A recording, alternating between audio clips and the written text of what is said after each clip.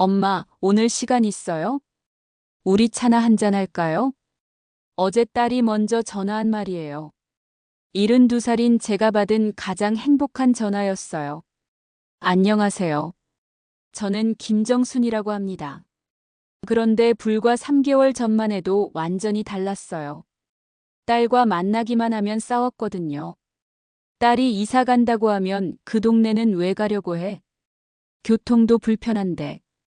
회사 옮긴다고 하면 요즘 취업이 얼마나 어려운데. 제 입에서는 항상 반대 의견만 나왔어요. 그러다가 딸이 울면서 말했어요. 엄마는 제가 뭘 해도 만족 안 하시죠? 제 선택을 한 번도 믿어주신 적이 없잖아요. 그 순간 깨달았어요. 내가 사랑한다고 하는 모든 말들이 딸한테는 상처였구나. 명절이면 전쟁터가 되던 우리 집이 어떻게 이렇게 달라졌을까요? 제가 딱 한 가지만 바꿨어요. 정말 작은 변화였는데 기적이 일어났어요. 이제 딸이 무슨 일이 있으면 제일 먼저 저한테 전화해요. 엄마, 이런 일이 있었는데 어떻게 생각하세요? 라고 물어보면서요. 72년을 살면서 딸과 이렇게 친구 같은 관계가 될 줄 몰랐어요. 그리고 저만 그런 게 아니더라고요. 비슷한 고민을 가진 할머니, 할아버지들이 정말 많으세요. 오늘 여러분께 4가지 간단한 방법을 말씀드릴 거예요. 특별한 방법이 아니에요. 그냥 제가 늦게나마 깨달은 소소한 지혜들이에요. 하지만 이 4가지만 바꾸면 여러분도 자녀와 진짜 좋은 관계를 만들 수 있어요. 혹시 저처럼 자녀와의 관계 때문에 마음 아프신 분들이 계시다면 끝까지 들어보세요. 정말 달라집니다. 제가 바로 그 증거거든요. 혹시 저희 이야기가 도움이 되신다면 좋아요 버튼 한번 눌러주시고 구독도 해주시면 더 많은 가족 이야기를 들려드릴 수 있어요. 그럼 이제 첫 번째 방법을 말씀드릴게요. 저도 처음엔 정말 받아들이기 어려웠어요. 조언을 하지 마라. 이런 말이었거든요. 아니, 엄마가 딸한테 조언도 못해요? 처음엔 이해가 안 됐어요. 내가 살아본 경험이 있는데, 딸이 힘든 길로 가는 것 같은데, 가만히 있으라고요? 그런데 곰곰 생각해 보니까, 제가 하는 조언이 정말 딸을 위한 건지, 아니면 제 걱정 때문인지 헷갈리더라고요. 예를 들어서 딸이 엄마, 이사 갈 집을 봤어요 라고 하면 저는 바로 이랬어요. 그 동네는 왜 가려고 해? 교통도 불편하고 마트도 멀고 학교도 별로라던데 차라리 우리 집 근처로 와. 내가 좋은 집 알아봐 줄게. 이런 식으로요. 딸이 뭘 말하려고 해도 제가 먼저 답을 정해버리는 거였어요. 그러다가 딸이 폭발한 거예요. 엄마는 제가 뭘 해도 만족 안 하시죠? 제 선택을 한 번도 믿어주신 적이 없잖아요. 그 말을 듣는 순간 정말 그랬구나 싶었어요. 딸이 뭘 결정하든 제가 더 좋은 방법이 있다고 생각했거든요. 그래서 마음 먹고 바꿔봤어요. 정말 힘들었지만요. 딸이 엄마 회사 옮길까 생각 중이에요. 라고 하면 예전 같으면 왜? 지금 회사가 뭐가 불만이야? 요즘 취업이 얼마나 어려운데. 괜찮은 회사 그만두고 뭐 하려고? 라고 했을 거예요. 근데 이제는 이렇게 물어봐요. 어떤 고민이 있어? 내 생각은 어때? 어떤 부분이 가장 걱정돼? 그랬더니 정말 신기한 일이 일어났어요. 딸이 자기 마음을 속 시원히 털어놓는 거예요. 사실 지금 상사가 너무 스트레스예요. 매일 야근에 주말에도 연락이 와서 이런 식으로요. 전에는 제가 말을 막아버렸는데, 이제는 딸이 스스로 고민을 차근차근 정리하면서 답을 찾아가더라고요. 그리고 마지막에는 엄마 어떻게 생각하세요? 라고 제 의견을 물어봐요. 아, 이때 느낌이란 딸이 정말 저를 필요로 한다는 느낌이에요. 제가 일방적으로 조언을 쏟아내던 때와는 완전히 다른 거죠.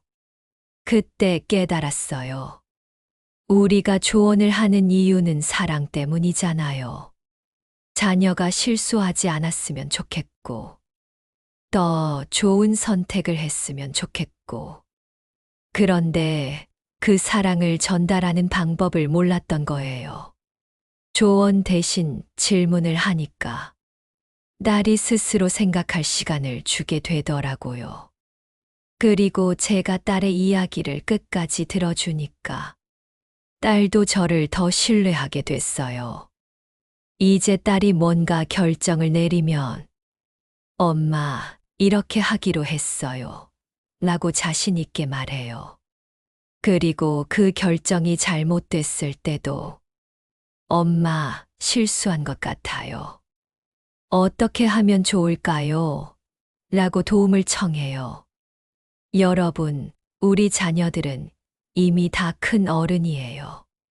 스스로 판단할 능력이 충분해요. 우리가 해야 할 일은 판단해 주는 게 아니라 그냥 들어주는 거더라고요. 그리고 정말 필요할 때, 아이들이 물어볼 때 조언을 해주면 되는 거예요. 그때 하는 조언은 정말 소중하게 받아들여요. 조언을 멈추니까 오히려 더 가까워졌어요. 이상하죠? 안녕하세요. 저는 이성호입니다. 올해 70살이고요. 아까 김정순 할머니 말씀 들으니까 정말 공감이 되네요. 저는 경제적인 부분에서 큰 깨달음을 얻었거든요. 솔직히 말씀드릴게요. 은퇴하고 나서 아들한테 용돈 받는 게 당연하다고 생각했어요. 내가 이놈을 키워놨는데 이 정도는 해야지 이런 마음이었어요. 매달 아들이 50만 원씩 주면 고맙다라고 하면서도 마음 한편으로는 좀 더 줘도 되는데 라는 생각도 있었어요. 그런데 어느 날 정말 충격적인 일이 있었어요. 아들네 집에 갔는데 며느리가 아들한테 하는 말을 우연히 들었어요. 여보, 아버지 용돈 때문에 우리 아이들 학원비가 부족해. 어떻게 하지? 그 순간 머리가 띵했어요. 내가 받는 용돈이 아들 가정에 부담이 되고 있구나. 아들은 저한테 그런 내색 한번 안 했거든요. 효자라고 생각했는데 그냥 참고 있었던 거예요. 그날 밤에 정말 잠이 안 왔어요. 내가 뭘 하고 있는 건가 이런 생각이 들면서요. 다음 날 바로 결심했어요. 경제적으로 독립하자. 국민연금이 한 달에 80만 원 정도 나와요. 생활하기에는 좀 부족하지만 여기에 작은 일이라도 하면 충분하겠다 싶었어요. 그래서 아파트 관리사무소에 가서 물어봤어요. 혹시 일할 자리 없나요? 처음에는 나이가 많으신데 라고 하더니 제가 일주일에 3일만이라도 해보겠다고 하니까 기회를 주시더라고요. 청소하고 택배 정리하고 주민들 민원 들어주고 별거 아닌 일이지만 한 달에 40만 원 정도 받아요. 국민연금 80만 원에 일해서 버는 돈 40만 원, 120만 원이면 혼자 살기에는 충분해요. 그리고 아들한테 선언했어요. 아들아, 이제 아빠 용돈 안 줘도 된다. 너희는 너희 인생 살아라. 처음에 아들이 깜짝 놀라더라고요. 아빠, 정말 괜찮으세요? 라고 하면서요. 그래서 제가 괜찮은 게 아니라 더 좋다라고 했어요. 정말로 더 좋거든요. 이제 아들네 집에 가면 눈치 안 봐도 돼요. 손자들한테 과자도 마음껏 사줄 수 있고, 외식할 때도 내가 낼게라고 할 수 있어요. 뭔가 당당해진 기분이에요. 아들한테 손 벌리고 사는 게 아니라 제 힘으로 사니까요. 그리고 더 놀라운 건 관계가 훨씬 편해졌다는 거예요. 돈 이야기가 없어지니까 만날 때 정말 즐거워요. 며느리도 이제 제게 먼저 안부 물어보고, 아버지, 저희가 뭐 해 드릴 건 없어요? 라고 해요. 전에는 제가 뭔가 달라고 할까봐 눈치 보던 모습과는 완전히 달라졌어요. 아들도 그러더라고요. 아빠, 이제 정말 편해요.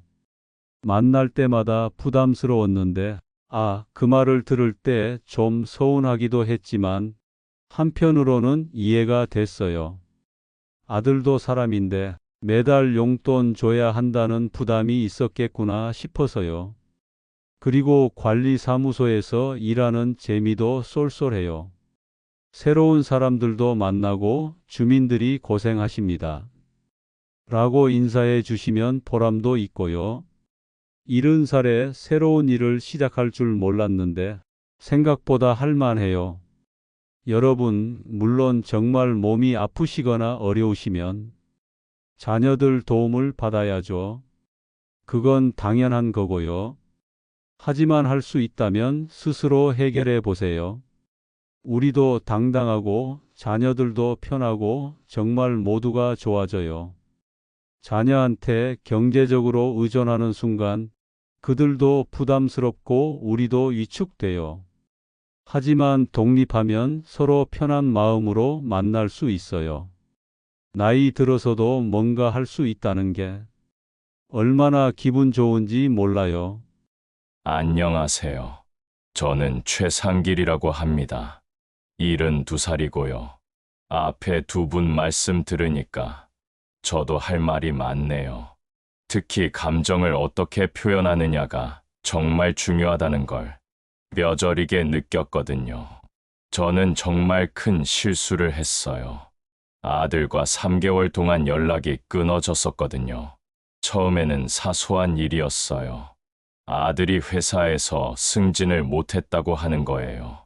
그래서 제가, 지금 생각해보니까 정말 바보 같은 소리를 했어요.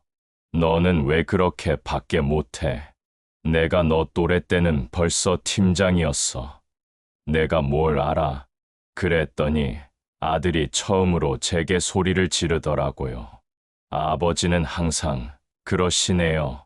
저를 한 번도 인정해 주신 적이 없잖아요. 그러면서 문을 쾅 닫고 나가버렸어요. 그 다음부터 연락이 안 됐어요. 전화해도 안 받고, 문자 보내도 답이 없고, 3개월이 지나니까 정말 미칠 것 같더라고요. 내가 뭘 잘못했나 싶어서 상담센터에 갔어요. 상담 선생님이 저한테 물어보시더라고요. 아버지, 그때 정말 아들분이 잘못됐나요? 아니면 아버지가 걱정됐던 건가요? 그 질문을 듣는 순간 깨달았어요. 제가 잘못했구나. 아들이 못나서 화가 난 게 아니라 아들이 힘들어할까봐 걱정됐던 거예요. 그런데 그 걱정을 화로 표현한 거죠. 상담 선생님이 저한테 가르쳐 주신 방법이 있어요. 당신 메시지 대신 나 메시지를 쓰세요. 무슨 소리인가 했는데 설명을 들어보니까 이해가 되더라고요. 너는 왜 그래? 라고 하는 대신에 아빠는 내가 힘들어할까봐 걱정돼라고 하는 거예요. 내가 뭘 알아? 라고 하는 대신에 아빠는 이런 상황이 답답해라고 하는 거고요. 처음엔 이상했어요. 평생 너는 왜 그래? 라고 해왔는데 갑자기 나는 걱정돼라고 하려니까 어색하더라고요. 그래서 용기 내서 아들한테 편지를 썼어요. 아들아, 미안하다. 아빠는 내가 힘들어할까봐 걱정이 돼서 그런 말을 했는데 너한테는 상처가 됐구나. 아빠는 내가 자랑스럽다. 승진 못한 게 중요한 게 아니라 열심히 노력하는 내가 대견해. 이렇게 썼어요. 그랬더니 아들이 전화를 했어요. 아빠, 그런 마음이었구나. 저도 미안해요. 아빠가 걱정해 주시는 마음은 알고 있었는데 표현이 너무 무서워서 그러면서 울더라고요. 저도 울고 그때 정말 깨달았어요. 감정을 표현하는 방법이 얼마나 중요한지요. 우리가 화를 내는 이유는 대부분 사랑 때문이에요. 걱정돼서, 안타까워서. 그런데 그 마음을 전달하는 방법을 몰랐던 거예요. 이제는 아들과 대화할 때 완전히 달라졌어요. 아들이 아빠, 요즘 일이 너무 힘들어요 라고 하면 예전 같으면 그깟 일이 뭐가 힘들어. 나는 그것보다 더 힘든 일도 했어. 라고 했을 거예요. 근데 이제는 아빠도 그런 경험이 있어서 내 마음을 알겠어. 많이 힘들겠구나 라고 해요. 그러면 아들이 자기 이야기를 더 많이 해요. 어떤 부분이 힘든지, 어떻게 해결하고 싶은지, 그리고 마지막에 아빠는 어떻게 생각하세요? 라고 물어봐요. 아, 이때 정말 아들이 저를 아버지로 인정한다는 느낌이 들어요. 여러분도 혹시 자녀와 대화할 때 넌 왜 그래? 라고 시작하시나요? 한 번만 바꿔보세요. 나는 이런 게 걱정돼 라고요. 나는 이런 마음이야 라고요. 정말 신기하게도 아이들 반응이 완전히 달라져요. 같은 마음이라도 어떻게 표현하느냐에 따라 전혀 다르게 받아들여지는 거더라고요. 우리 마음속에 있는 사랑을 제대로 전달하는 방법, 이제야 배웠어요. 안녕하세요. 박영이라고 해요. 68살입니다. 앞서 세 분 말씀 정말 공감 가고요. 저는 손주 돌봄에 대해서 경험담을 나누고 싶어요. 손주가 태어나고 나서 당연히 제가 돌봐야 한다고 생각했어요. 며느리는 일해야 하고 아들도 바쁘고 할머니인 제가 해야죠. 그런데 하루 종일 돌보다 보니까 정말 힘들더라고요. 3살짜리가 얼마나 에너지가 넘치는지 68살인 제가 애한테 맞춰주려니까 몸이 안 따라가는 거예요. 그러다가 건강이 나빠졌어요. 허리도 아프고 무릎도 아프고 병원에 갔더니 의사 선생님이 스트레스 때문인 것 같다고 하시더라고요. 근데 더 문제는 손주한테도 짜증이 나기 시작한 거예요. 할머니가 이렇게 힘든데 왜 말을 안 들어? 라고 하면서요. 그때 깨달았어요. 이건 의무가 아니구나.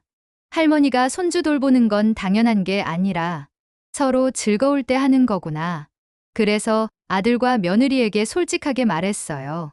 할머니도 할머니 인생이 있어. 매일은 힘들어. 일주일에 2~3번만 봐줄게. 처음에는 좀 당황하더라고요. 그래서 제가 설명했어요. 돌봄 도우미가 아니라 놀이 친구가 되고 싶어. 할머니가 행복해야 아이도 행복하잖아.